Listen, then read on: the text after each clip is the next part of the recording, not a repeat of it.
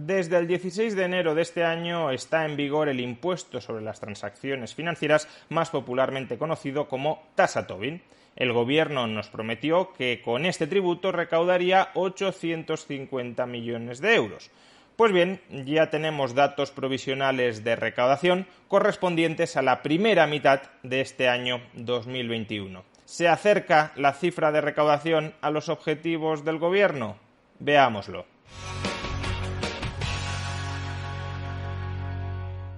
Este pasado 16 de enero entró en vigor el impuesto a las transacciones financieras, mediante el cual se grava con un 0,2% la compra de valores cotizados en mercados regulados españoles de grandes empresas, de empresas cuya capitalización supere los 1.000 millones de euros. El objetivo de este impuesto, como el de todos los impuestos, es proporcionar ingresos adicionales al Estado para que éste los pueda gastar en aquellos gastos, en aquellos cometidos que considere oportunos. El Gobierno de España, el Gobierno de PSOE primero y de PSOE Podemos después, anticipaba que la recaudación que esperaba obtener con este nuevo tributo sería de 850 millones de euros al año. Sin embargo, con posterioridad, la AIREF rectificó esta estimación inicial y rebajó la cifra hasta un mínimo de entre 400 y 500 millones de euros. El impuesto, como todo impuesto, proporciona ingresos adicionales al Estado, pero también genera ineficiencias, problemas de coordinación, daños dentro de la economía. Y en este caso, ¿cuáles eran los daños, los problemas de coordinación que era esperable que generara este impuesto? Bueno, pues si tú con un tributo penalizas, gravas la compra de determinados valores bursátiles, lo que sucederá de entrada es un menor volumen de negociación con respecto a esos valores. Pero es que, en segundo lugar, si el volumen de negociación disminuye, cabe perfectamente la posibilidad de que la volatilidad de esos valores se incremente por menor profundidad de esos valores en el mercado y, a su vez, que la negociabilidad de esos valores se reduzca. De tal manera que si yo, por ejemplo, quiero vender acciones de Telefónica, el precio al que podré vender esas acciones de Telefónica fluctuará bastante más con el volumen de la operación y, por tanto, en la medida en que si quiero vender un paquete significativo de acciones de Telefónica puedo tener que rebajar más el precio de lo que debía rebajarlo antes de que entrara en vigor este impuesto, en la medida en que los inversores sean conscientes de esta menor negociabilidad de determinados valores, también serán menos propensos a invertir importantes sumas de dinero en esos valores que luego solo podrán realizar con mayores descuentos que antes. Por consiguiente, era un impuesto que se esperaba que arrojara cierta recaudación sustancial para las arcas del Estado, pero que tenía la contrapartida de volver menos negociables determinados valores bursátiles y, por tanto, de reducir la capacidad de atracción de capital hacia esos valores. La verdad es que la experiencia que teníamos hasta el momento con este tipo de tributos no era una experiencia demasiado esperanzadora. En el año 1983, el gobierno sueco creó un impuesto similar a este. Es verdad que su gravamen era algo superior al que se ha impuesto en España. En el caso de Suecia, en el año 83, esta tasa a las transacciones financieras era del 0,5% del valor negociado. En el caso de España, ya lo hemos dicho, 0,2%. Pero aún así, el resultado de este impuesto fue desastroso. El gobierno sueco esperaba recaudar a raíz de este impuesto, gracias a este impuesto, 1.500 millones de coronas suecas al año.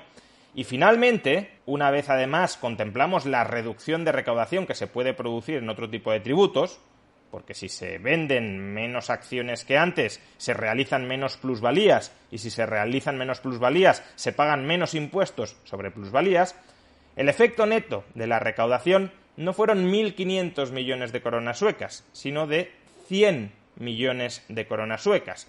Y además, el impuesto tuvo el defecto esperado de que gran parte de la negociación de empresas suecas, gran parte de la compraventa de valores bursátiles de empresas suecas, se trasladó a la Bolsa de Londres.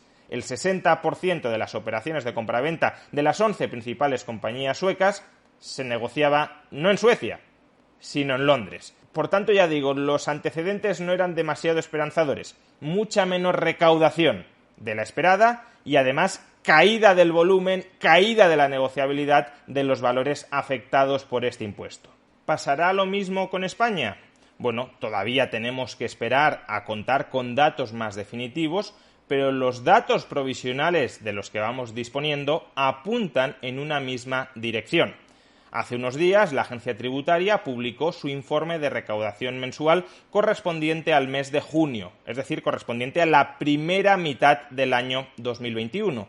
¿Y cuánto se ha recaudado durante esta primera mitad del año por el impuesto sobre transacciones financieras? La recaudación cosechada por este impuesto durante la primera mitad de 2021 ha sido de 160 millones de euros. Si estas mismas dinámicas se reprodujeran durante la segunda mitad de este año, y no hay motivos para pensar que no será así, la recaudación derivada de este tributo para el conjunto de 2021 ascendería a 320 millones de euros.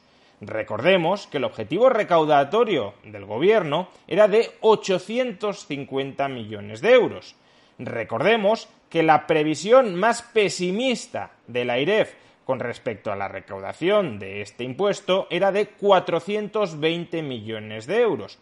O dicho de otra manera, este impuesto está recaudando hasta el momento un 65% menos de lo que anticipaba el Gobierno y un 25% menos de la previsión más pesimista de la AIREF. Hasta ahora, por consiguiente, los frutos de este tributo en términos recaudatorios están siendo un fracaso. ¿Y cuáles están siendo los efectos de este impuesto con tan escaso potencial recaudatorio sobre los mercados financieros? Bueno, pues leamos cuál ha sido el dictamen del propio gestor de las bolsas españolas, a saber, Bolsas y Mercados Españoles. Dice este gestor: la creación de este impuesto de forma unilateral introduce un factor negativo en términos de atractivo de las acciones de las empresas afectadas frente a activos comparables de otros países no afectados por el mismo tributo, como pueden ser otras empresas alemanas o de otros países europeos que no soportan estos impuestos. Lo que está ocurriendo en el entorno de negociación de los valores afectados, que suponen más del 95% de la negociación de acciones de la bolsa española, es muy ilustrativo. Es decir, lo que va a decir a continuación afecta al 95% de la negociación de acciones en las bolsas españolas. El valor efectivo negociado retrocede un 21% frente al año 2020, lo que supone una peor evolución respecto de bolsas europeas competidoras de nivel de desarrollo equivalente. Es decir, la negociación de estos valores se ha desplomado durante la primera mitad del año un 21% con respecto al año 2020. Y recordemos que durante el primer semestre del año 2020 ya estuvimos afectados por la crisis del coronavirus. No es que estemos comparando 2021 con 2019, en cuyo caso quizá los años no fueran demasiado comparables. No, estamos comparando primer semestre de 2021 con primer semestre de 2020. Y el desplome está siendo muy significativo y, desde luego, más acusado que en otros mercados europeos comparables. Por tanto, los efectos que está teniendo esta tasa Tobin, este impuesto a las transacciones financieras, si bien no son tan intensos como los que tuvieron lugar en Suecia, recordemos, en Suecia se experimentó una caída con respecto a la recaudación esperada del 90%, aquí de momento la caída está siendo de solo el 65%, y a su vez una deslocalización del 60% del volumen negociado de las principales compañías suecas a Londres. Aquí de momento la caída del volumen está siendo del 20%, aunque la magnitud de los efectos no está siendo tan intensa como lo fue en Suecia, porque el gravamen del impuesto tampoco es tan alto como lo fue en Suecia fue del 0,5%, aquí es del 0,2%, aunque ya digo, los efectos no son tan intensos como en Suecia, sí son los mismos efectos. Se recauda mucho menos de lo esperado y cae el volumen de negociación y, por tanto, sale perjudicada la negociabilidad de estos activos y, por tanto, su capacidad para captar capital se ve mermada. En definitiva, como sucede con tantos otros impuestos, se trata de un tributo ineficiente y con escaso potencial recaudatorio.